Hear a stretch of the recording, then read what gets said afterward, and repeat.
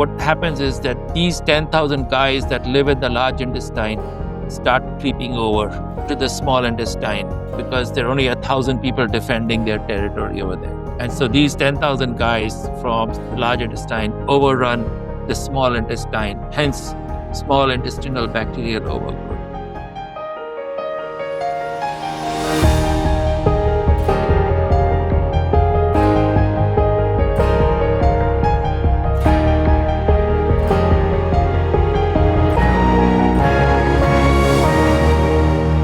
Welcome back, every Bendy Body, to the Bendy Bodies Podcast with your host and founder, Dr. Linda Bluestein, the Hypermobility MD. Today, we are going to be talking about abdominal pain and gastrointestinal problems with EDS, HSD, POTS, and MCAS.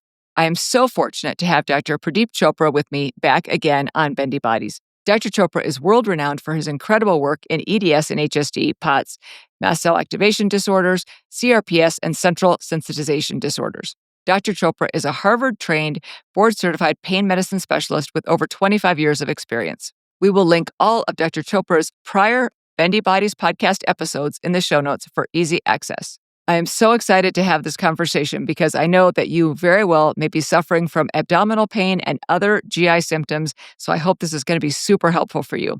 As always, this information is for educational purposes only and is not a substitute for personalized medical advice. Stick around until the very end so you don't miss any of our special hypermobility hacks. Please also subscribe to the Bendy Bulletin. It's hypermobilitymd.substack.com. Let's get started. All right. Well, I am so excited to be back with Dr. Chopra, and today we're going to be talking about abdominal pain and other problems in the GI tract. And it's so great to see you again. It's wonderful to be back again. It's a real pleasure. And, I think Bendy Bodies is doing an amazing job because I get lots of patients that come in and say, like, I'll give them a diagnosis and I think I'm like this hot shot giving them a diagnosis. And they're like, oh yeah, we heard it on Bendy Bodies. I'm like, darn it. Well, good. I'm glad that we are reaching more and more people because, as you know, there's going to be a lot of things that we're going to talk about today that we've talked about on previous episodes. This kind of education doesn't have to happen one-on-one in a doctor's office.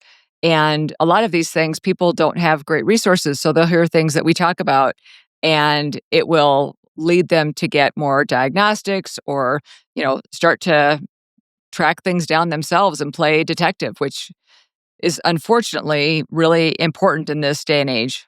I think one of the best things about going on a public forum and talking about diseases and sharing ideas is that it's empowering the patients to better understand what's going on with them. And I hate to say this, but it also helps them from being gaslit. Mm-hmm. But more importantly, they get to understand, okay, I have this condition. It's sounds strange to me. My doctors think I'm crazy. But you know what? I heard these two guys on Bendy Bodies talk about that exact same thing. And they had a explanation. Mm-hmm. And that's what I like about it. And this information is available to them free of cost. And it's not like, I know you've spent millions of hours studying this. It's not like you just woke up one day and you know everything about EDS. I personally know how much work you've put in. I know that. And, I have spent weekends and weekends and weekends and days and nights reading, studying, understanding, researching, literally inventing treatments for conditions associated with EDS. And it's such a pleasure to share it with them. Mm-hmm.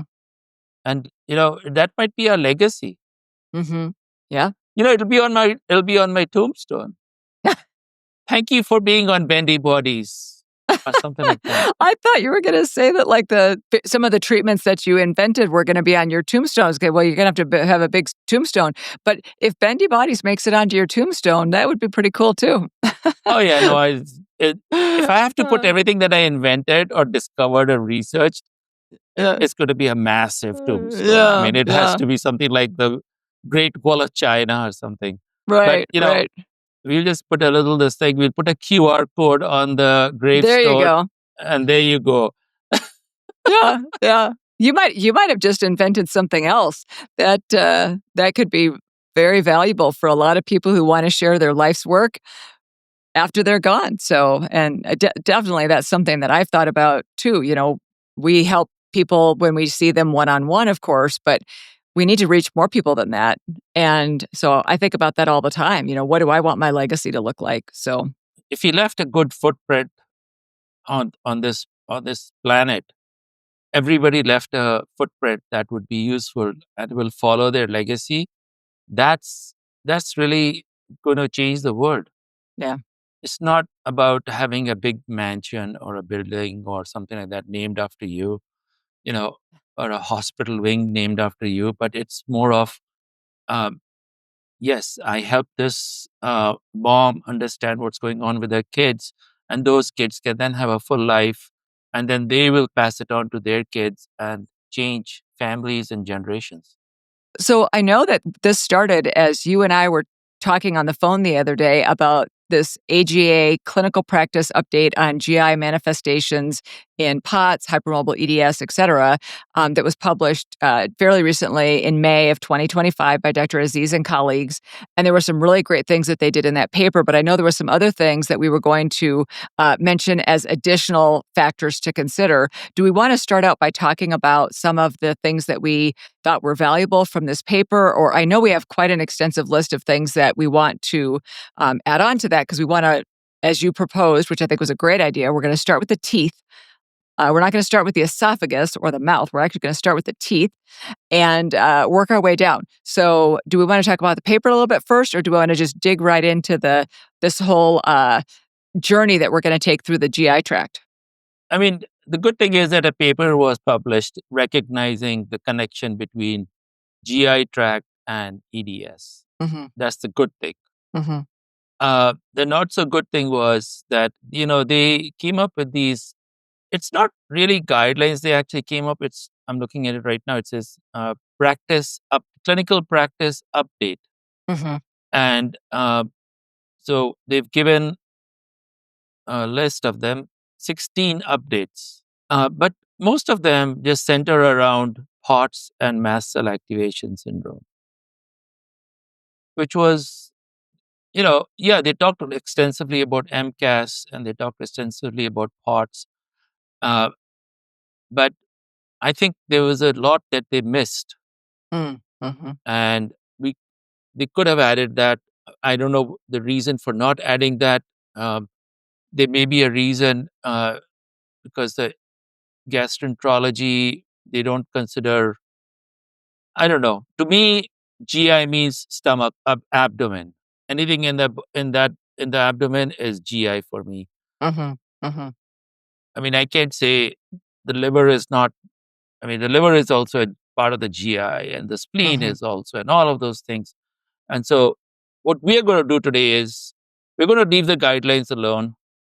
We'll talk about we can supplement the guidelines Mm-hmm. because they talked a lot about POTS and MCAS, which Mm-hmm. we've done on previous podcasts, and Right. we've talked extensively about it. But we'll talk specifically about uh, GI abdominal issues in EDS. How's that? Yeah, yeah. Anything affecting the gastrointestinal tract, or like you said, the abdominal cavity, I think would be very helpful for a lot of people. So yeah, let's start with the teeth. So there are issues with the teeth that can affect how you feel in your belly, right? So starting with that is probably a good place to start. Well, so I have I have these weird ideas. Okay, I think in one of my previous podcasts I said that all my brainstorming happens when I brush my teeth. Yes, you have said that before. See Yeah, how my teeth are clean? they look So great. yeah, that's why all my ideas come when I brush my teeth for some Mm. reason. And So do you anyway, brush them for a really long time then? I wind up, and then when I get really excited, I have my phone next to me, and if I get really excited about something, I start. I've got toothpaste in my mouth, and I put my brush on the side, and I start typing in. Okay, so just because uh, your brain cells only work this long. Like Right. after Yeah. 2 minutes, you're like, "What was that thing I was going to write, Yep. discuss?" So I quickly type it into my phone before I forget. Yep. And so, yes, a lot of my ideas came here. And one of the ideas was that you and I are going to take a stroll. We're going to take a little walk down the gastrointestinal tunnel. Let's call it a tunnel, okay? Okay. Uh, and we'll start with the teeth. Although teeth technically don't belong to the gastroenterologist, they belong to the dentist. Mhm. But it's nothing will happen if you don't have teeth. Right. Teeth You are can't very chew, you important. can't. Right. So, Yeah. so teeth are actually a big issue. Teeth and gums are a big issue in EDS, hypermobile EDS. Is that teeth is connective tissue. The enamel on the teeth is connective tissue, and some people have what is called soft teeth, Mhm. and they brush. We use hard bristles on our toothbrush, and the toothpaste that we use, like the Colgate ones and all those are all abrasive. Did you know that you can clean the headlamp on your car with toothpaste, or you can Oh, clean old silver with toothpaste? that's That's that's a a little hack, by the way. worrisome. Yeah, that's a That's a hack. hack. Yeah, that's a hack. Okay, um, so anyway, I I digress. So the enamel on the teeth is soft, and so you brush your teeth with this hard toothbrush, and you have this abrasive, sandy toothpaste, and you scrape off some of the enamel, and then you worry that I'm getting a cavity, and then you brush harder and harder, and then finally you have a big hole in there, and then some germ decides to live in there, Mhm. and that's one problem. The second problem is that did you know that people in EDS have dancing teeth? Dancing They teeth. move around. They shift around. I've heard Did you that. know that?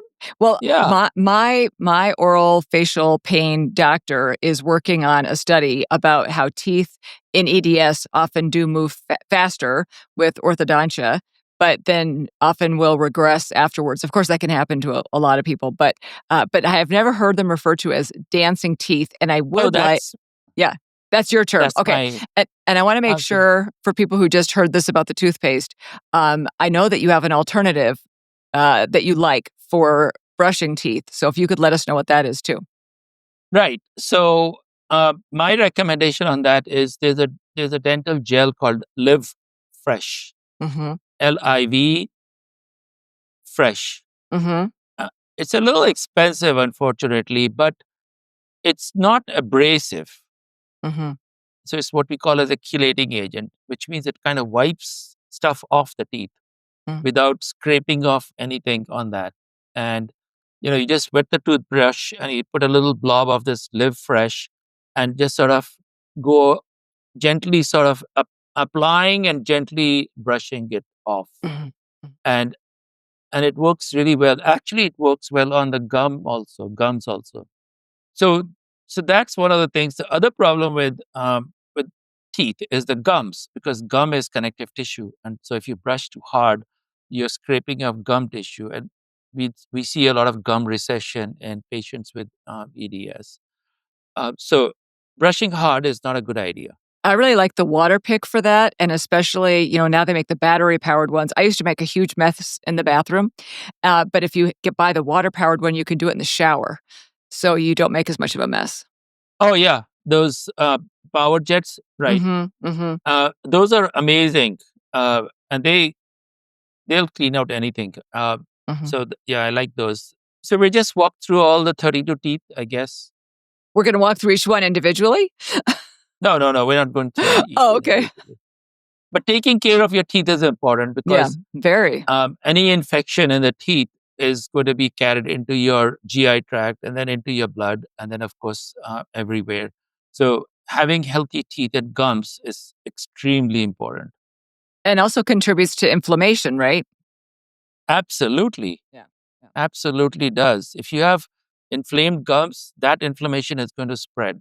Mhm. And so, if you have an infection in the gums, it's going Mhm. to cause inflammation everywhere. And this is extremely important. I hope my dentist is listening. He'd be so proud. You could always send this to him.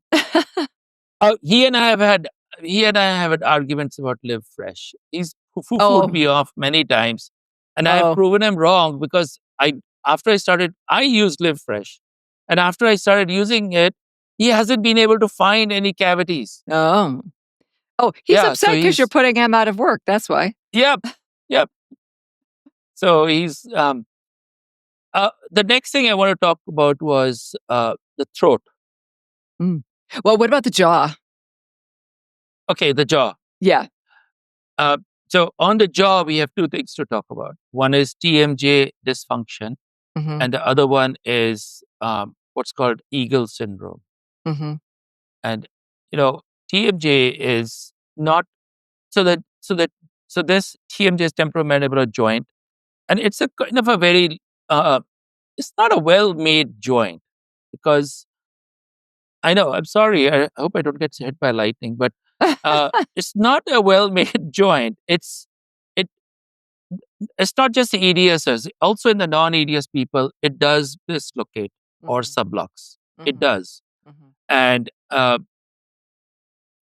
think God wanted us not to open our mouths too big, and we didn't listen to him. And so when you don't listen to that, your mandible dislocates. Mm-hmm. And I have a hack from my my orofacial pain doctor. When you yawn, to tuck your chin down to your chest, because then you can't open your mouth as wide. You're right. Yeah. So she because she gets a lot of patients that have open locking, so she recommends doing that. So because yeah, the jaw problems can contribute to chewing problems, which can obviously cause problems with digesting your food, etc. So, but sorry, I interrupted you. Keep going. No, that's a great hack. I love it. Oh, we are allowed to interrupt when it's hack time Oh, okay. because then you'll forget the hack. Exactly. So on the TMJ, we talked about, so this muscle is called the masseter muscle, and it's a really powerful muscle. And this muscle is called the temporalis muscle. And these are our chewing, grinding muscles. And what happens is that a lot of us subconsciously at night will grind or clench. And it also, there's a phenomenon where where when you're lifting something heavy or when you hurt, you tend to clench your teeth. It gives you that little extra boost and energy. Uh, and so we tend to clench our teeth. When you're lifting something heavy, you pick up your whatever. And so we do clench and grind our teeth a lot. And what happens is these muscles get tired. And then during the day, you're talking, you're eating, and then they never get rest. And they finally start to get inflamed. And then they have muscle spasms and muscle knots in them. It's really hard to treat TMJ from grinding because it's a change of habit. And changing a habit is very difficult. You know how long it takes to change a habit? Well, we hear like 2 4 weeks, but months. 4 months. Oh, wow. Okay. 4 months. Not 2 weeks.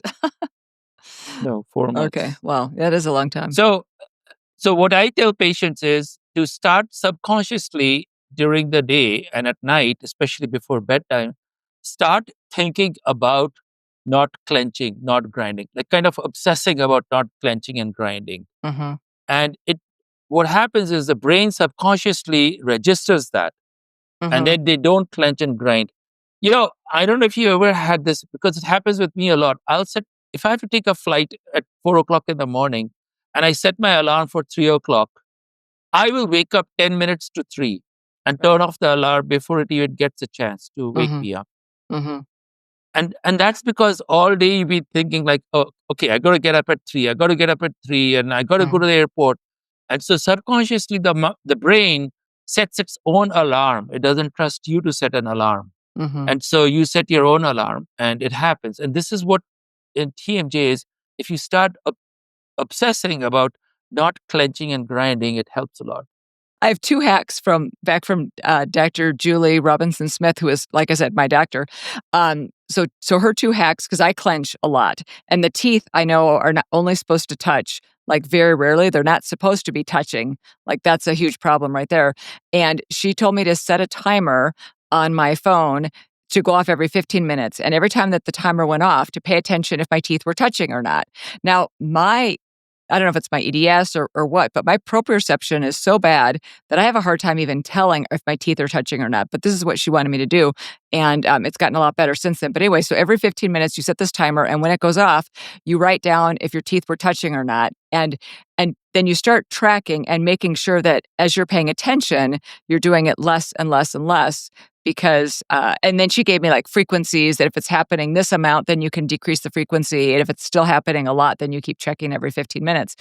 This is, of course, while you're awake. You don't like wake yourself up to see if you're clenching. But that was one hack. And the other hack is SSRIs contribute to clenching, right? So Really? that's, mm-hmm. Oh, I had no idea. Yep. So either you clench or you get depressed. Right. So Choose one. Just food for thought and pun intended. Okay. Yeah. I didn't realize that. Oh. So if you find yourself, even during the day, just remember not to clench. And Mm-hmm. there are a couple of things I can do. There's a rule called lips together, teeth apart. Mm-hmm. Lips together, teeth apart. And the other one is, which I do, is I stick my tongue between my teeth. So if I find myself clenching, I stick my tongue between my teeth, and it kind of breaks that cycle. Mm-hmm. Now, the expensive way or the fancy way of treating TMJ is that they use something called an oral appliance. Mm-hmm. So these are orthodontists, highly specialized orthodontists who design oral appliances, and so you're actually clenching on air when you're biting down. So they have a day use one, and then they have a nighttime use one, and there are very far and few, but there are some really good ones out there.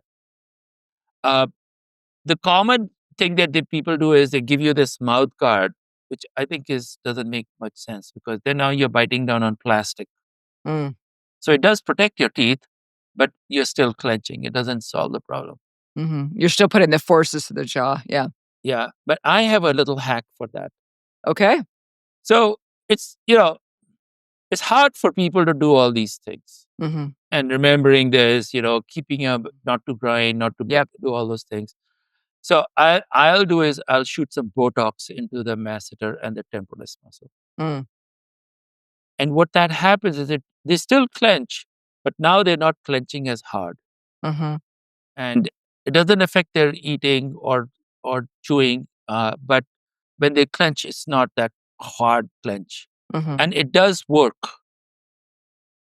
It does work because I get it and I know it works. Oh. Yeah. So I have headaches. I get migraines. So I have these headaches and they wouldn't go away. And nothing was working until I realized I was sitting like this and I felt it and I could feel these muscle knots in my masseter muscles. And I realized that. So I had someone shoot Botox into these muscles. So that's for TMJ. But very often we get patients that come into our offices. You have seen them. I've seen them. Oh, I've got horrible TMJ. I've got horrible TMJ. And you tell them, show me where your pain is. And they'll point to somewhere down here. Mm-hmm. Mm-hmm. Not precisely here, but here. Mm-hmm. And they'll be told by a lot of doctors, oh, it's TMJ. But it's actually something called Eagle syndrome. Now, this has nothing to do with the bird eagle. This was actually Dr. Eagle who discovered this. So let me explain the symptoms of Eagle syndrome. And can you're pointing, and for people who are listening, can you make sure to describe where you're pointing? So I'm pointing to under my jaw, my handsome chiseled jaw. I'm pointing under that. You're pointing lower than the angle of the jaw, right? Not the neck, but like coming down underneath on the neck. Okay, yeah. I'm sorry. Keep going. Keep going. But basically, it's the jaw area. Right. So when you think of TMJ, and if you think of extremely painful TMJ, then always think of, well, could this be Eagle syndrome? Mm-hmm. So the symptoms of Eagle syndrome are difficulty swallowing. They feel like there's something stuck in their throat. Mm-hmm. And then they have shooting pains from their throat to their ear. Mm. And this is not so common. That's pain at the base of the tongue. I don't see that as often. Mm. But if you have them turn their head to one side and you tell them to swallow, it's hard for them to do it. It hurts. And then they have ringing in or buzzing in their ears. It is associated with headaches. It's a very big reason for headaches. And the way I examine them is I press. So I'm pressing under my jaw, my mandible. I'm pressing under there. There is a piece of bone called the styloid process, and I'm pressing on the styloid process, and then they go ouch with that. And then I do one more step is I put my finger into their mouth and I go along the mandible, just the side of the mouth, and I sneak in behind the jaw behind, and I hit the styloid process, and it's really painful. It's very painful. And I have a question about that too. Are you finding that more unilaterally, or so one side, or bilateral in your patients? It's mostly bilateral, but one side is always worse than the other. And the anatomy is a little hard to explain, but basically there's a small bone at the back of the mandible, and that kind of grows down, and it becomes longer, and it presses on a nerve which goes to the throat and the tongue. It's called the glossopharyngeal nerve. And we can add an image on the video for that so people can see it on YouTube. Yeah, absolutely. And then it can also, if you turn your head, it can press the vein. It's called the internal jugular vein. And in some severe cases, it can press on the internal carotid artery. Now, that is extremely important because one of the reasons people have headaches in EDS is raised intracranial pressure. Pressure inside the head goes up. And the reason it goes up, there are many reasons, but this reason over here is related to Ehlers syndrome, is that the amount of blood going into the head has to be the same amount that comes out. Now, so the carotid artery takes the blood into the brain, and the internal jugular vein drains that blood out. And so when they turn their head, the styloid process, that little bone growing down, it actually pinches the internal jugular vein. So now you have blood going into your head, but not the same amount coming out. And so they have this intense intracranial pressure headache. So that's Ehlers syndrome. Okay, well, before we leave Ehlers syndrome, in terms of treatment for Ehlers syndrome, there is surgery, of course. Are you, in terms of working up Ehlers syndrome, what besides your exam, are you also doing like glossopharyngeal nerve blocks to work that up, or are you relying more on imaging, or can you elaborate a little bit on that? Both. Okay. So surgeons want to look at CT. They want to look at the CT angiogram, and it's a thin slice. They want to see a thin slice CT, and they'll also do a glossopharyngeal nerve block. And if the patient gets relief and the angiogram is positive, then the surgeon goes in there and shortens the styloid process. Okay. It does work. The results are amazing, actually. So Excellent. We're moving away from Ehlers syndrome. So before we do that, I just want to reiterate to everyone is that if it's a really severe pain in the jaw area, think of Ehlers syndrome. It could be TMJ, but TMJ does hurt, but it's more of a headache, and it's a low, annoying headache. But an Ehlers syndrome is a sharp, very sharp pain, and it hurts to swallow. So we're still hanging out in the mouth, right? We're going on a walk, and we walk down. We went walking down, and now we're entering into the esophagus. Yep.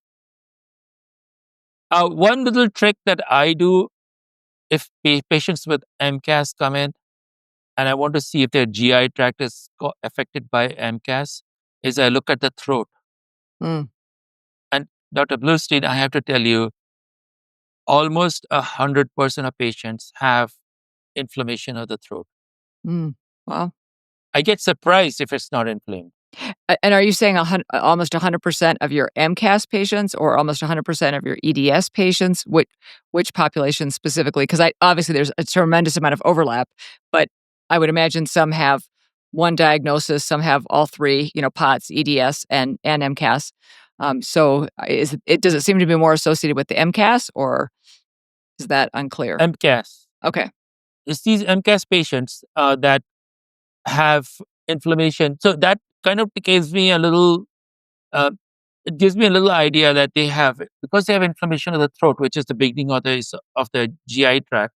So it gives me an idea that they could be. And then as I go down further, I look for other signs. But that's one thing. And if you ask them, a lot of them get surprised, and some of them will say, I have a scratchy throat or something like that, and some of them get surprised that it's inflamed. Um, so that's one. But this inflammation is not from infection. That's the point I want people to remember. This is like a sterile inflammation. It's not an infection. It's just from naughty mast cells misbehaving. So now we're walking into the esophagus, which is the food tube. Is food tube the right term for it? I think that works. And let's talk about the esophagus for a few minutes, and then we're going to take a quick break and come back but we could talk about the esophagus for a minute first. Okay. So the esophagus is affected in several ways in patients with EDS. Let's talk about the one that I worry about the most, and that's called eosinophilic esophagitis, which in English it means that there's inflammation of the esophagus, or inflammation of the tube that carries food from the mouth to the stomach. And it's a pretty difficult condition. A lot of these people present with difficulty swallowing. They have difficulty. They feel like food is getting stuck in their esophagus. It's this inflammation of the esophagus is pretty much similar to MCAS inflammation, and so and of course the diagnosis is based on doing an endoscopy. They put a tube down the thing and they look at it, and they take some biopsies, and it's not acid reflux. Acid reflux is different. So you can get inflammation from acid reflux. As acid goes up, it causes inflammation of the esophagus. But this is an immune-mediated condition that causes esophagitis. And so they have difficulty swallowing, they have food stuck in there. And children have feeding problems. And there's vomiting, there's poor weight gain, and basically failure to thrive. And I was going to point out that hack of itis is inflammation, right? So you can have esophagitis that can be more general, related to heartburn or acid coming up, right? Or eosinophilic esophagitis still has itis at the end, inflammation, but that's related to an increased number of eosinophils in the esophagus that they, like you said, found on biopsy. Right. Eosinophils are cells that start populating. They start collecting wherever there's inflammation, and so that's why it's called eosinophilic esophagitis, or EOE in short. This was not in the guidelines, by the way. One more thing on the esophagus is it could also be, like we said, in Eagle syndrome, they have difficulty swallowing, and it seems like there's something in the throat all the time. But it can also be from craniocervical instability, both preoperative and postoperative. So it can be from there also. And that's more neurologically that there's difficulty swallowing, right? Rather than a more structural problem or inflammation. Right. And oftentimes they have, when patients have craniocervical instability, they have, one of the complaints they'll have is difficulty swallowing, or as if something is stuck in their throat. But the other one is that after the surgery also they can have inflammation in that area, and that kind of, for some time they'll have that difficulty swallowing, Mm-hmm. and it comes back with some speech and swallow studies and therapy. It does resolve. Mm-hmm. um, I can't think of anything else. So we talked about acid reflux. Question is, do people with EDS have more acid reflux? And the answer is yes, they do.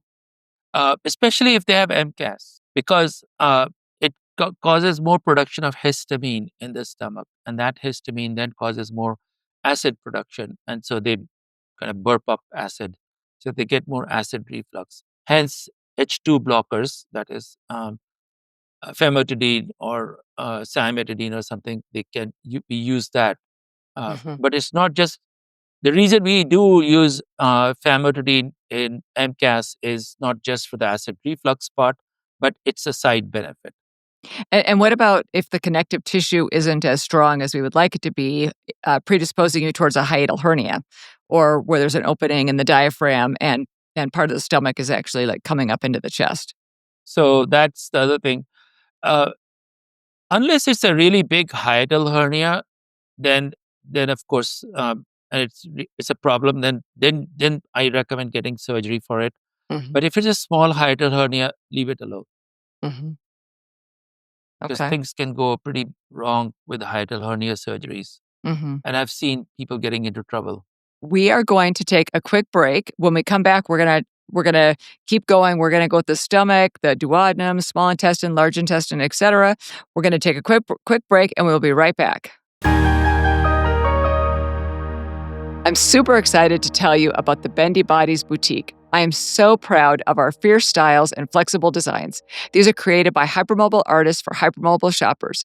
There are so many fun items, from clothing, accessories, home goods, and my favorite are the bags. I especially love the Weekender tote with one of the EDS Tough designs. Whether you're shopping for yourself or someone you love, there's so many options to choose from. A portion of the proceeds goes to support EDS nonprofit organizations. For more information, please visit bendybodiesboutique.com.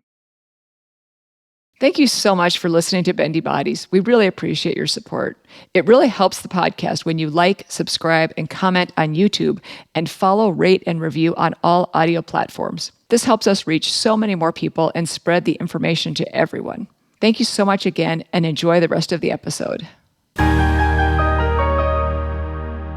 I'm back with Dr. Chopra, and we are taking a tour through the GI tunnel, if you will, and we're going to resume at the stomach. Is that where you wanted to head next? Right. So we started on the teeth. Mm-hmm. Okay. So teeth, throat, mouth, and all that. And then we went down the esophagus. We talked Mm-hmm. about the esophagus. And now we're in the stomach. Mm-hmm. So for those, stomach is kind of a hard thing to explain to people, is that this is stomach, but in actuality, stomach is a pouch in our abdomen, right? And that's where the food first goes in there, and gets its acid and all that stuff is mixed in there. So the stomach the entire tunnel that we talked about, the GI tract, the entire tunnel can be affected by MCAS. We know that, Right. which is inflammation of the lining of the intestines, which they really spoke well about in the guidelines, the AGA guidelines, American Gastroenterologist Association guidelines. Uh, so, but we're pulling out different things over here, and I think this might be the place to talk about MALS. What do you think? Okay. I think that's a perfect place to talk about MALS. Yeah, MALS is an awful condition to have, Mm-hmm. and for some reason there is a whole group of physicians who think MALS is all hokey stuff, and Oh, to me it really? doesn't make sense, Mm-hmm. because you have objective evidence. But they are the same people who think that EDS doesn't exist. So Right. Right. they're not our audience. No. But I hope they come one day. So MALS stands for Median Arcuate Ligament Syndrome.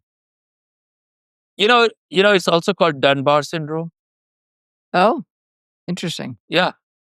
So I was giving a talk in Germany, and they kept referring to it as Dunbar syndrome, and I was like, That's so much easier to write down instead I of the know. median Arcuate Ligament Syndrome. Right. And when you tell patients, oh, you've got median Arcuate, and they're like, huh, what? Right. Like Dunbar syndrome sounds like Dunbar is a nice guy, sounds like a nice guy, sounds like he lives in the caves and off the Definitely. earth. He's an earthy guy.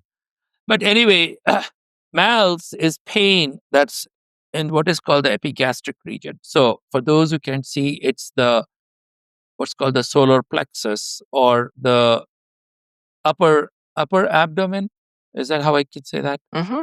Upper abdomen, mid upper abdomen.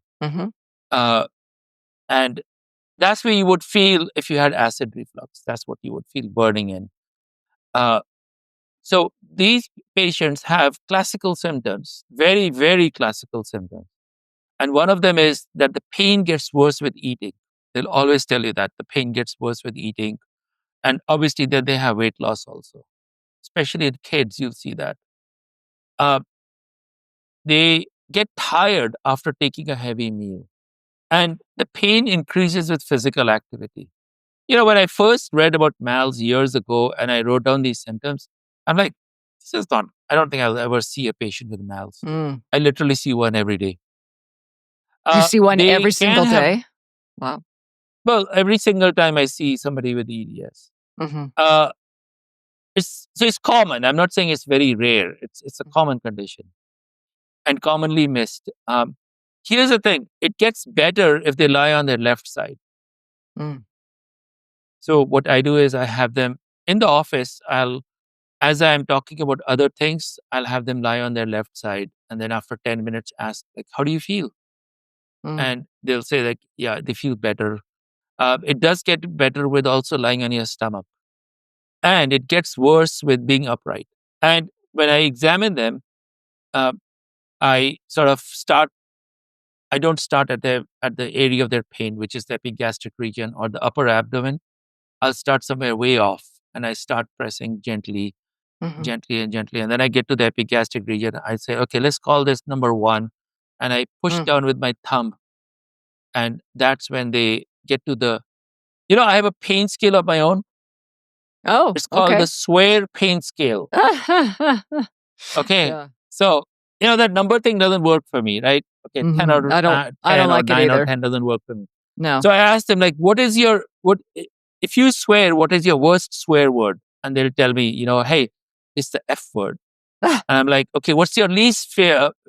What's your least, and they'll be like poop or something like that, or some version of that.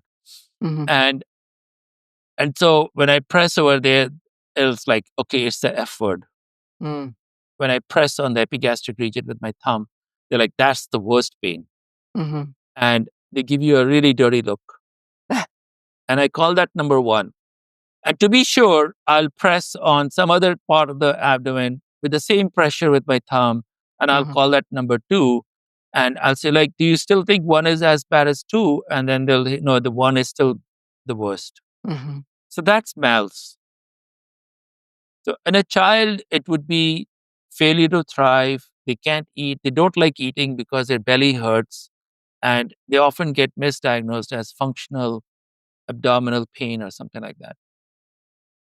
They're not vomiting. It doesn't cause vomiting. And the problem is the celiac artery or the celiac nerve is being compressed, correct? So there are surgical procedures that can be done for this, and sometimes they do a celiac plexus block as part of the workup, correct? But also there's imaging studies that need to be done because of course you want to make sure if you're going to do surgery that you're actually going after the right etiology for the person's abdominal pain and other symptoms. Yes. So you're absolutely right. The celiac artery, which supplies blood to the what's called the foregut or part of your intestine, and then you have the celiac plexus that travels along with the celiac artery, gets compressed by the diaphragm.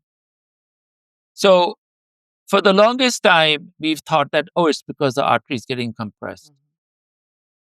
But the actual fact is it's the nerve that's getting compressed. That's what causes the pain. And if you actually look in a patient having a MALS surgery and you look at when they get to that point, the nerve looks inflamed. Mm. Can you see that with the naked eye, actually? Yeah, yeah, Really? it looks Wow. inflamed and swollen, Mm-hmm. the celiac plexus. But celiac plexus looks uh like a bunch of hair, right? It's so thin, and but you can see that. Mm-hmm. Uh, but the reason why I'm saying the nerve is the culprit is because there are surgeons who believe that it's the artery only, Right. and so they release the compression that you just said. They release the diaphragm and just the artery and don't touch the nerve. And then there are a group of surgeons that believe that it's the nerve also, Mm-hmm. and they'll remove the celiac plexus. And the results of the latter half, the people who remove the celiac plexus, are far better than those who don't remove the celiac plexus.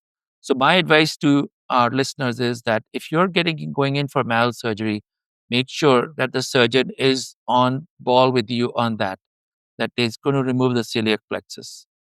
Because we've I have a few patients that have gone to somebody and he just did not remove the celiac plexus. And now I can't convince the other surgeon to go in there again and Mm-hmm. remove the celiac plexus. Mm-hmm. Mm-hmm. And that's issue.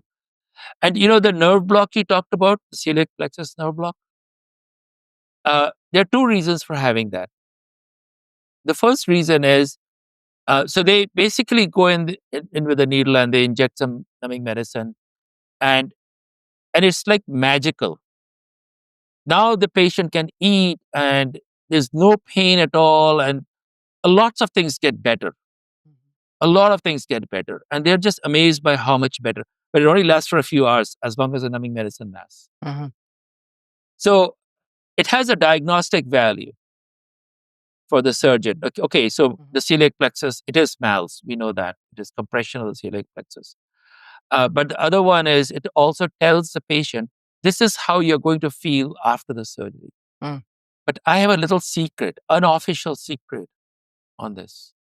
The surgeon I send my patients to is Dr. Richard Sue in Connecticut. And he disagrees with this completely. Oh. Is that it actually helps POTS. Oh. Interesting. So patients have come back and have said their POTS got better. Mm. So I call up Dr. Richard Sue and I say, hey, did you know that it helps POTS? Don't talk to me about POTS. I don't know anything about it. I'm a surgeon. I don't care. I have no idea what POTS is. I'm like, okay, just saying. But yeah, it does help a lot. And I mean, you know, this is one surgery. I'm not a very huge fan of surgeries, Mm-hmm. but this is one surgery I really think makes a big difference. And the diagnosis is not that hard. It's really easy. We talked about the symptoms, we talked about the exam, and then and then they do a CT angiogram, and then they do the celiac plexus block. So it's pretty definitive. Mm-hmm. So that's or Dunbar syndrome. So that's really Dunbar interesting. That syndrome. that he doesn't seem to think that his patients are doing better with their POTS. But if you don't ask the right questions, too, right, then you don't know. So Yeah, but something. It's hard for a surgeon to get into the POTS arena. yeah. Oh yeah. Yeah. As it is, they are stressed out about this. Yeah. Is not an easy surgery for them, Right. and I can imagine if I was a surgeon, I would be stressed out to my eyeballs. Mm-hmm. And so I really feel bad for surgeons because it's not an easy job. Mm-hmm. And so the last thing they want is something weird like POTS to deal with, Mm-hmm. because, and honestly, I don't even know why it helps. Interesting. There's no logical sense in it, and it does help. And patients have swear that it helps. Hmm. So I don't know what to say. Hmm. But anyway, that's just a little aside. Moving on down to our um, anything else in the stomach. So we have acid reflux from the stomach. We have inflammation from the MCAS, and then we have the hiatal hernia can be included in this also, and then we have mouths. Otherwise, the stomach behaves itself. So let's go down to the small intestine, or the first part of the small intestine, which is called the duodenum. I think this might be the right place to talk about the superior mesenteric artery syndrome. Either that and or SIBO, whichever one you want to talk about first. Okay, let's talk about SIBO first. Okay. You want to talk about SIBO? Well, I will say that SIBO stands for small intestinal bacterial overgrowth, and we are not supposed to have bacteria in our small intestines, correct? And because the transit is slow, we can end up having bacterial overgrowth in the small intestines, which happens much more commonly in people with EDS, MCAS, and POTS, conditions like that. And they often get treated with antibiotics, and that can be very successful, but sometimes requires a couple of courses. But I'm sure you have other things to add to that. Yes, I do. So SIBO, we have 1,000 different kind of bacteria that live in our small intestine. And then we have 10,000 different kind of bacteria that live in the large intestine. And food the food in the GI tract moves from the small intestine to the large intestine and out. And what happens is that if for any reason your intestine doesn't move, so you have intestinal dysmotility, gastroparesis, or something like that, it's not moving a lot, then what happens is these guys, and that would happen in MCAS. What happens is that these 10,000 guys that live in the large intestine start creeping over to the small intestine because there are only 1,000 people defending their territory over there. And so these 10,000 guys from the large intestine overrun the small intestine, hence small intestinal bacterial overgrowth. Yes, you're absolutely right. Antibiotics do work. And these are antibiotics that don't get absorbed. They just live in the intestine. So like neomycin and all that, they just live in the intestine. I call it Drano. It's like taking Drano. You're basically killing all these bacteria, right? And then you start putting in fresh bacteria. But the real treatment lies in treating the intestinal dysmotility. Right. Otherwise, they'll just recur. It'll recur again. And that's what you just said, that we have to do this treatment a few times. But the treatment really is to figure out why is there a slowing down of the GI tract. And once you can figure that out and treat it, then it takes care of the SIBO quickly. But otherwise, the treatment, like you said, was antibiotics, or as I call it, Drano. And it essentially just kills everything in there. And then you start fresh when you start planting new bacteria. You take a lot of prebiotics and probiotics, and eat a lot of yogurt, and then you get your bacteria back into their proper territories. The small intestine gets their own, and the large intestine gets their own. There are several tests that they do. It's a breath test, and it's the most boring test in the world. You have to breathe into these 10 tubes every half an hour or something like that. So they give you these tubes, test tubes, and I think, first you breathe in just like that, and then you take this lactulose thing, and then you start breathing in every half an hour for like 10 tubes, which is 10 times half an hour. It's a really boring test. But that's how they detect it's a breath test. They've done studies by actually going in there with a scope and fishing out bacteria and studying, and it doesn't really help in the diagnosis. The best is the breath test. And there are different kinds of breath tests. Is this a good time? So we are still hanging out in the duodenum and the small intestine. We are. Yep. We are at the junction of the duodenum and the small intestine, to be honest. Let's talk about superior mesenteric artery syndrome. And this is kind of a hard diagnosis to make. So these patients present with very non-specific symptoms. So they'll have pain in their upper abdomen. It's not as bad as the Mal's pain, because Mal's pain is nerve compression. There's no nerve compression here. They present with nausea, which patients with Mal's do not have. They don't have nausea. They do present with abdominal distension. So their bellies get bloated, which you don't see in Mal's. And they do have pain in the pain in their epigastric region or their upper abdomen gets worse when they lie flat on their back. Mm. And it gets better when they lie on their left side or on their stomach, same as mals. So there's a little bit of difference with mals, but there's some similarities in there. The treatment of superior mesenteric syndrome, superior mesenteric artery syndrome, is a little bit all over the place. Let me first explain the reason why people have this superior mesenteric artery syndrome. Without getting into too complicated details, basically there's an artery that travels over the fourth part of the duodenum. And for whatever reason, this artery compresses the duodenum. So it's now compressing it, so no food can pass, which is why they get distension, and they also get nauseous. So it's essentially an obstruction of the intestine, or obstruction of the fourth part of the duodenum. And this is because of an artery called the superior mesenteric artery.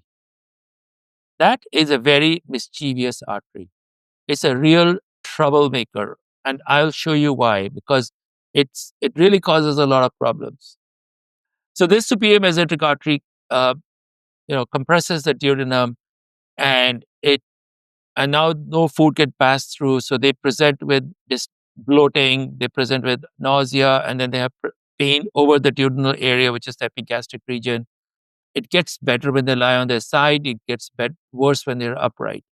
And the diagnosis is done by doing a CT angiogram. So they shoot some dye into your artery, into your veins, and then they look at where the blood is going, and that's how they decide if they can see the obstruction.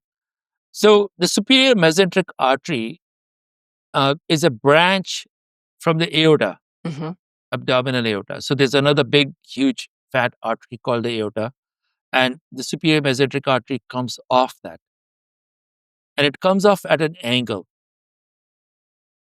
So some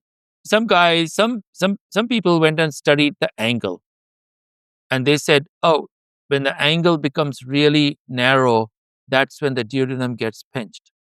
And why would the angle get narrow? Is because they're not eating, so they lose weight quickly. And because they lose weight quickly, the angle becomes narrow. Somehow that theory has been accepted by everybody, except me. Oh, I think it's baloney. But anyway, the treatment for that is, are we supposed to use words like baloney? Are we okay with that? you can absolutely use words like baloney. Okay. Yes. The reason why I said that is because the artery is a soft tube. It's a little squishy little tube. And the duodenum is a squishy, is a big squishy tube. How can you take two squishy tubes and compress them together, right?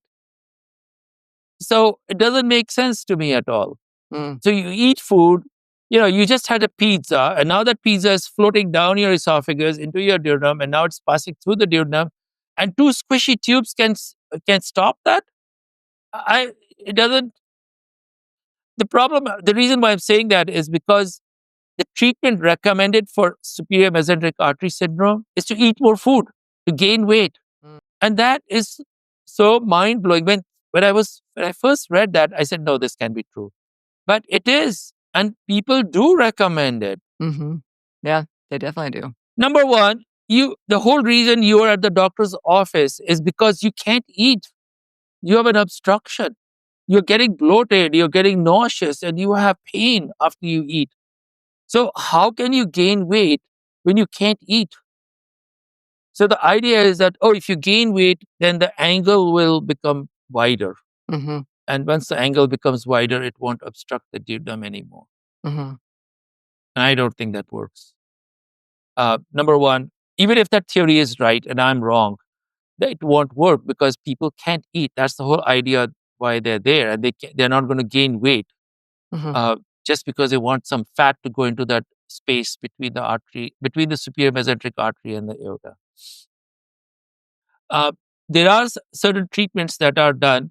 One is one of the treatments is to do a bypass. So they do a gastrojejunostomy.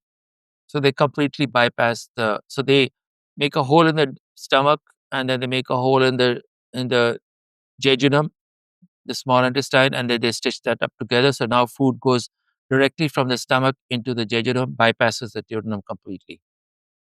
Um, Other surgeries that they do is what is called derotation of the duodenum. So they literally, remember the duodenum lies flat in the back of the abdomen. So they kind of move it out, shift it out a little bit, and that makes a difference. So there are different surgeons who do different kinds of surgeries, Mhm. and there are different approaches to it. I don't know. I don't have an opinion if one is better than the other. Okay, that's what I was going to ask you. Yeah. Yeah, I don't know if any, but I can tell you that eating more food to gain weight is not the way to go. And what about people having multiple compression syndromes? Because that is also possible, correct? That's why I was talking about the mischievous superior mesenteric artery, Mhm.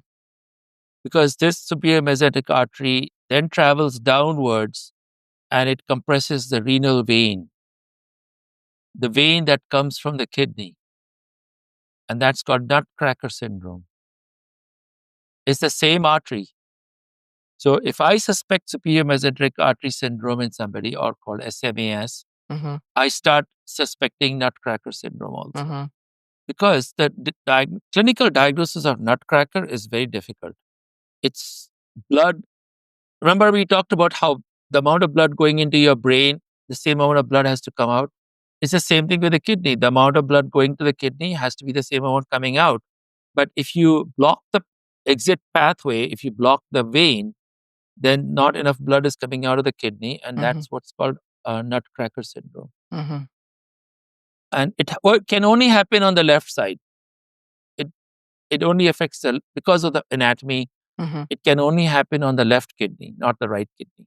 Mhm. Which means doing a urine test or a blood test for looking at renal function is not going to be helpful, because the other kidney takes over the job. Mhm.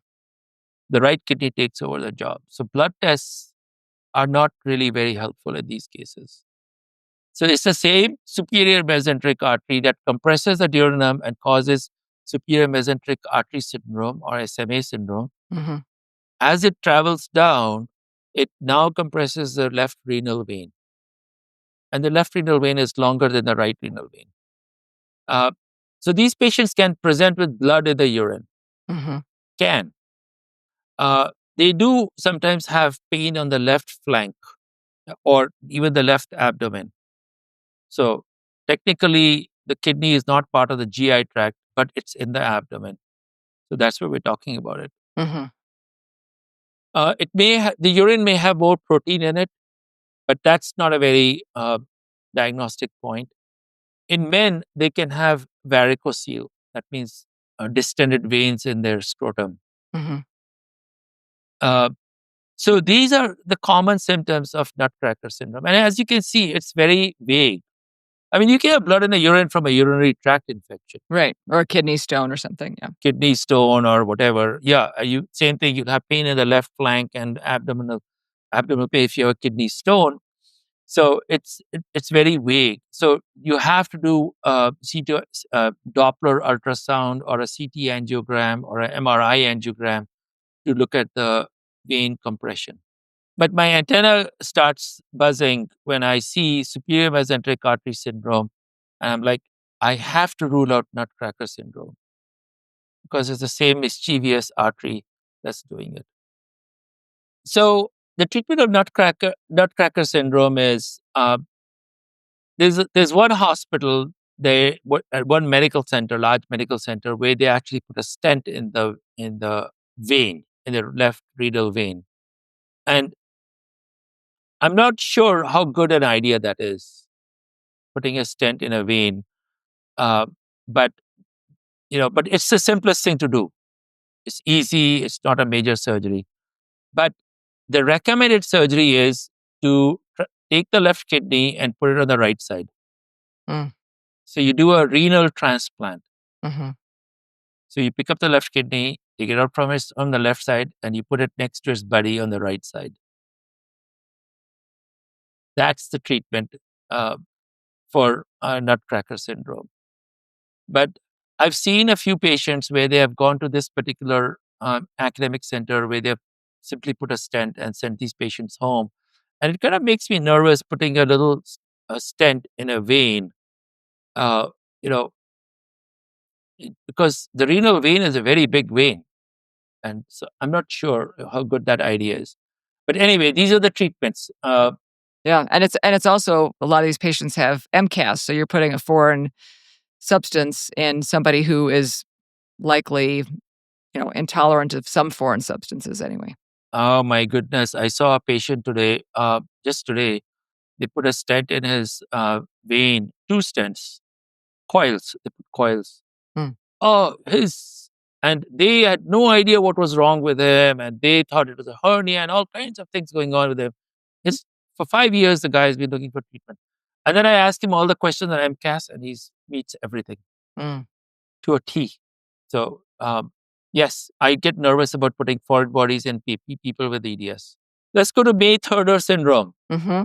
May-Thurner syndrome is technically not an abdominal pain issue, but it can cause abdominal pain. It's more of a left leg problem. And so they have a dull, achy heaviness and cramping pain in the left leg, not the right leg, the left leg, swelling in the left leg.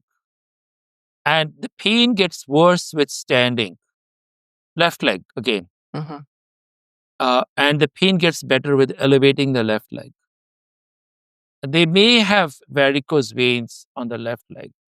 So the left leg has more varicose veins and bigger ones than the right. Mm-hmm. So these are some of the symptoms of May-Thurner syndrome, left leg. And the reason is it's a little complicated, but basically there's an artery. So there's an artery on the right side, and it kind of crosses over to the left side, and it compresses a vein on the left leg called the left iliac vein. So the right iliac artery compresses the left iliac vein, and that is May-Thurner. And so because it compresses the vein, the blood slows down. Mm-hmm. And number one rule in medicine is you never let the blood slow down. Never let the blood slow down. If the blood slows down, it clots. Yep. That's the number one golden rule. Mm-hmm. So once the blood slows down, they start to have clots, and then they throw some clots, and then they can have all kinds of problems. So when I see, but these patients can also present with pelvic pain. Mm-hmm. And that's why we're connecting it to the abdomen, is because they can have pelvic pain also. But primarily they'll have is left leg issues. There's dull, achy pain to the left leg. There's varicose vein in the left leg. There's swelling in the left leg. And classically, the pain gets worse with standing and gets better with elevating the left leg. There's another condition that does exactly the same thing. It's pelvic vein congestion syndrome. Mm-hmm. In pelvic vein congestion syndrome, these patients, the veins in the pelvis they collect blood, and they get heavier, and then they press on the organs and the pelvic floor. And so the pain gets worse with standing and gets better with legs elevated or lying down. But that's for our next episode. Yeah, because we definitely want to talk about the relationship between that and POTS as well. But let's finish Yes. May-Thurner, because we're gonna wrap up with May-Thurner. We need to do our hypermobility hack, and then we're gonna continue in part 2 with the rest of the GI tunnel. So for May-Thurner, how are we going to work this up, and then what are we going to do about it if we make the diagnosis? Okay, so once they have the diagnosis, then the first thing you do is, and I think if you suspect May-Thurner, the first thing is to put them on blood thinners. Even if you suspect it. Because the last thing you want is a clot flying around and landing in your lungs, or worse, landing in your brain. That would be bad. The treatment is often very simple, actually. What they do is they put a mesh stent in there into the left iliac vein. And they put a stent in there. Uh, and then they can also, in some severe cases, they can do surgery where they bypass it and decreases the compression. But I think stent works fine in this case. So a stent in the iliac vein, you feel more comfortable with than a stent in the renal vein. Yeah. Okay. Yeah. It's a different kind of a stent that they put there. It's like a tube. Mm-hmm. And it's like a mesh with a tube in there. And there's not much, there'll be no problems. We haven't seen that. I mean, even on the left renal vein, I'm not sure. I would be a little nervous, but I'm not sure that if it works well or not. But the recommended treatment of Nutcracker is you take the left kidney and put it on the right side. That's the known treatment. Mm-hmm. But in this case, you can put a stent in the left iliac vein, and or else they just do a bypass. And sometimes we can do testing for metal sensitivity and things like that, but I know that the sensitivity and specificity are not necessarily really super high, right, for those kinds of tests. Yes, you're absolutely right, Dr. Bluestein. And with we see this a lot. Patients who get metal put into their bodies, Mm-hmm. like chest sports. Chest sports is the big one. They start reacting. So stents, metal stents, and all that, they do start to react, and it's a nightmare condition. Mm-hmm. Mm-hmm. I wish they would make it more routine, like, hey, we're putting this metal in your body. We just want to make sure you're not sensitive to it, because a lot of patients don't know that. Mm-hmm. And so they can do that. Well, not only that, this is a hack.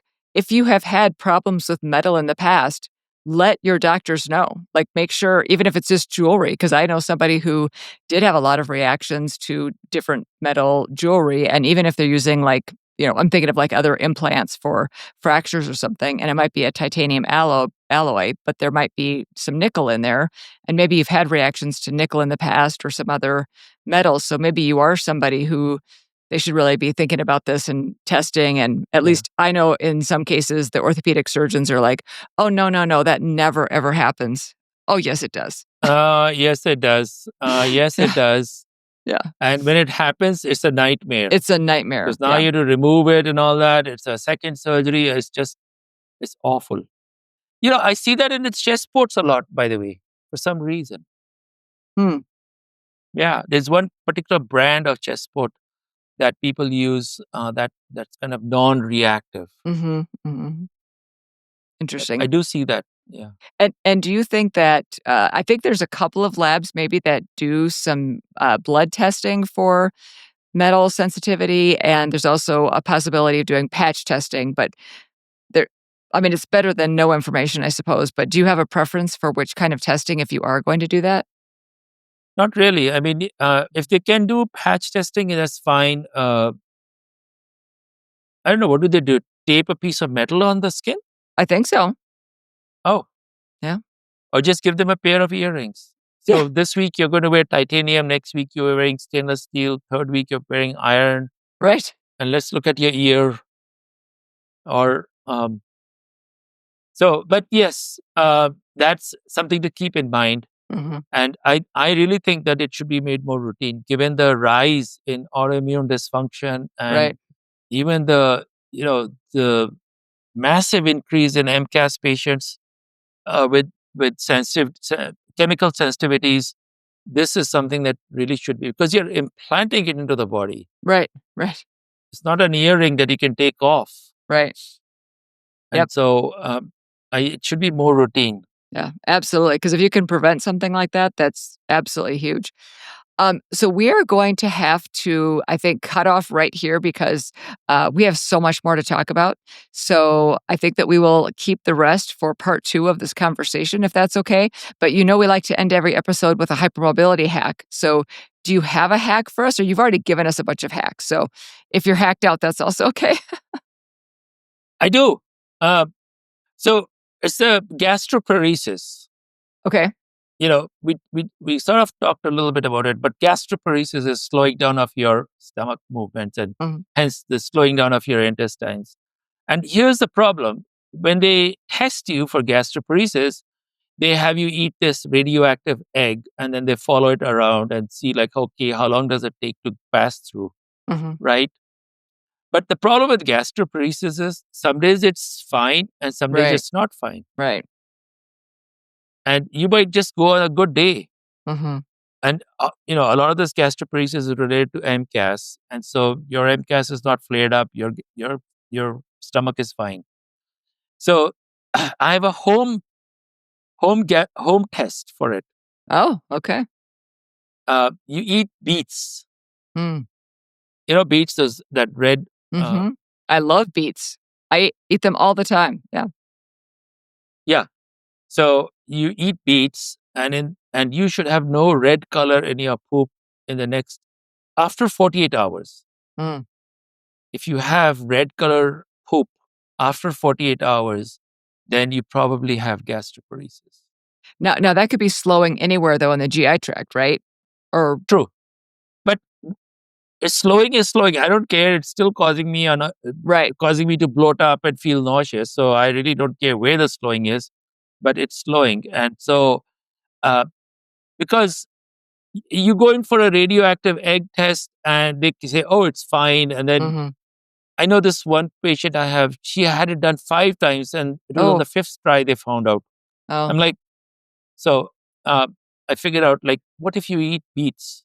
Now, how many beets do you have to eat? I don't know. I mean, ample amount of beets to do that.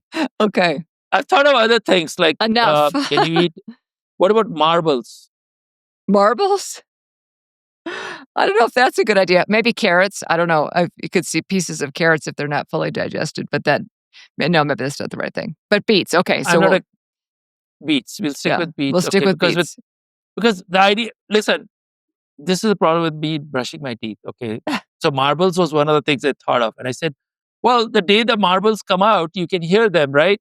And you can count. So if you ate 10 marbles and you reached number 9 and the 10th one is still in there, there's probably some slowing, right?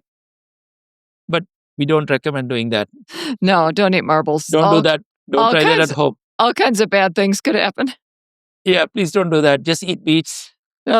But you have to eat ample amount of beets because you want to really make sure your poop is red. And it might be helpful to track when it first starts turning red and then when it stops turning red.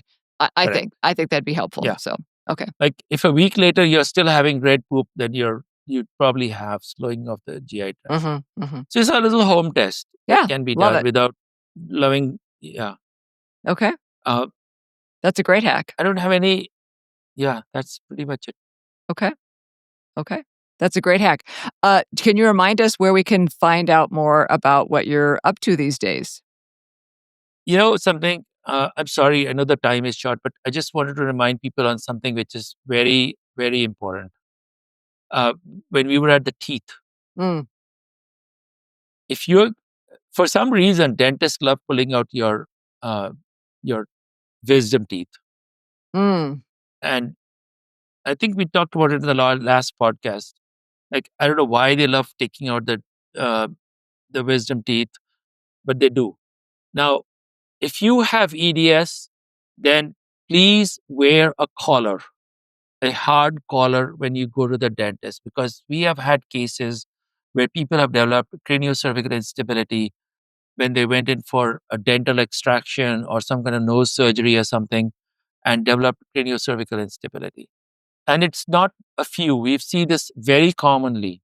And even though you can tell the dentist that, or you can tell the ENT surgeon, or even if you're getting general anesthesia, they forget because they are busy trying to do whatever they're doing in your mouth or your nose, and they forget. And what happens is, although anesthesiologists are good about that, I have to say that, but they forget. And I think if I had EDS, I would put up a nice little iron, a brace around my neck and go, because I don't want you to extend my neck no matter what. But a good brace is a Miami J collar or a Vista Aspen collar, but it has to be hard brace. Even though you don't have CCI, you don't want to get CCI. Mm-hmm. And are you suggesting that they wear it for the actual procedure then? The whole... Yes, Okay. the actual procedure. Because I've seen so many people develop CCI after tooth extraction or something like that. Mm-hmm. And it's very alarming.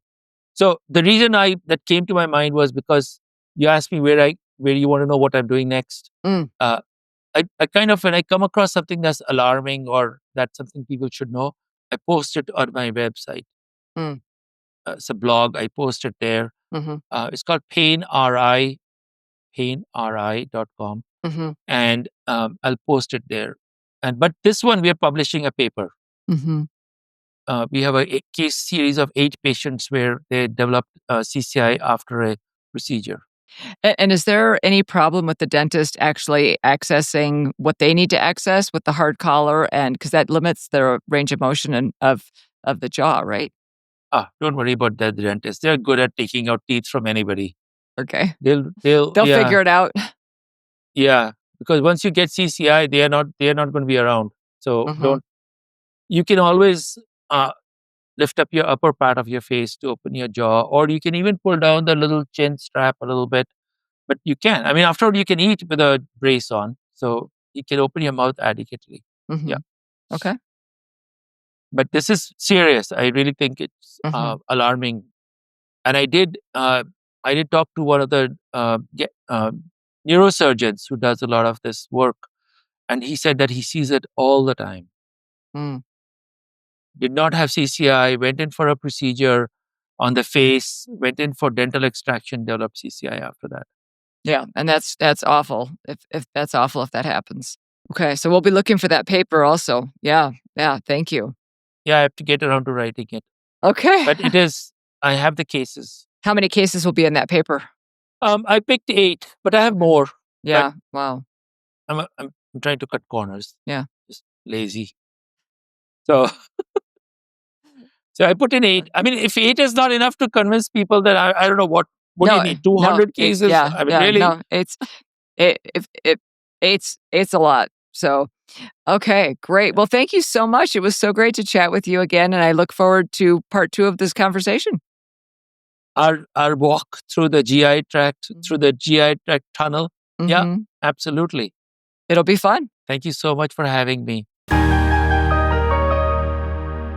Well, that was fun with Dr. Chopra going through the first part of the GI tract or the GI tunnel. I know a lot of people have symptoms in their abdomen, and so I think this is going to be really helpful for so many people. And I hope you will stay tuned for part 2 of this conversation. Thank you for listening to this week's episode of the Bendy Bodies with the Hypermobility MD podcast. You can help us spread the word about joint hypermobility and related disorders by leaving a review and sharing the podcast. This really helps raise awareness about these complex conditions. If you would like to meet with me one-on-one, please check out the available options on the services page of my website at hypermobilitymd.com. You can also find me, Dr. Linda Bluestein, on Instagram, Facebook, TikTok, Twitter, or LinkedIn at HypermobilityMD. You can find Human Content, my producing team, at Human Content Pods on TikTok and Instagram. You can find full video episodes up every week on YouTube at Bendy Bodies Podcast. To learn about the Bendy Bodies program disclaimer and ethics policy, submission verification and licensing terms, and HIPAA release terms, or to reach out with any questions, please visit bendybodiespodcast.com. Bendy Bodies Podcast is a Human Content production. Thank you for being a part of our community, and we'll catch you next time on the Bendy Bodies Podcast.